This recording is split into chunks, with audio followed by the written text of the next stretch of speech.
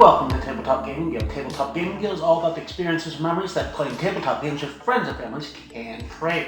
Today we're looking at Hollywood 1947, designed by Travis Hancock and published by Facade Games. Now first I'll apologize, this is a new setup for me. I'm in a new location. It's not quite as pretty as I would usually like it to be. That said, let's get into the game. So Hollywood is in Facade's Dark City lines that all use social deduction, as well as they all are in these nice boxes that look like books on your bookshelf. Now I normally don't like social deduction games.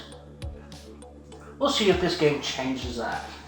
In Hollywood you're going to get one of three roles: Communist, Patriot, or Rising Star. And you are going to be influencing various movies who have propaganda that favors your faction. Now, there are always going to be more patriots than communists in this game, and there's only ever going to be one rising star. However, the movies often start out slightly benefiting the communists. To begin a round of Hollywood, everybody would roll the dice in front of them. If there's a star on the dice, it means they get to contribute to the movie and influence the actual end result of the round. If there is no star, they do not get to contribute. The next thing that would happen is the first player would reveal the first movie. And that movie may have some starting propaganda. So in this case, this one starts with 2 communist propaganda. So then, in turn order, starting with the player with the lowest number roll, you would get one of 3 actions. You can either re-roll 2 dice, that could be yours or other players, to try to get yourself a star so you can contribute, or ensure that somebody you don't trust doesn't have a star. Your other possible actions are use the ability on your roll card, or switch the roll card you have for one in the center. Unfortunately, if you do switch, you do not get to use that roll's ability this round. After everybody's gone, each player who had rolled the stars gets to contribute a card to the movie. Then you would add 1 extra card to the movie, shuffle, and remove one and discard it with nobody seeing what that card is. You would then finally reveal the cards in the movie, which can be either 1 or 2 communists, they can be neutral, or they can have patriot symbols such as this. And we would total up the number of each symbol, and whichever symbol has more, so in this case the communist has 5, patriots have none, therefore communists would win this movie, and you would put communist propaganda on that movie and set it aside.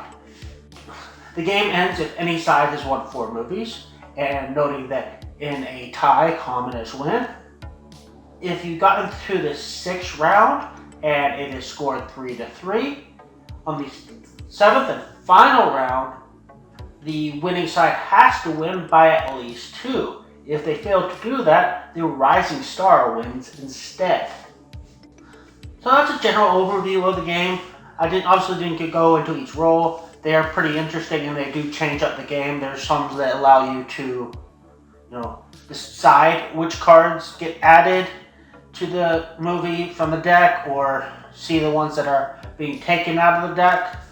There's other cards that help you cycle cards in your hand, and which can be quite important because the cards in your hand, obviously they're going to be what you contribute to the movie, but they can also be a bluffing mechanism.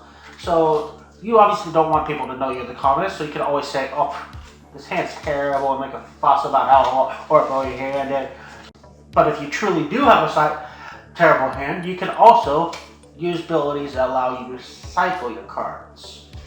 Overall, I actually did really enjoy this game, despite not being a fan of social deduction. I think a big part of that is there feels like there's a little bit more of a game here beyond just straight social deduction.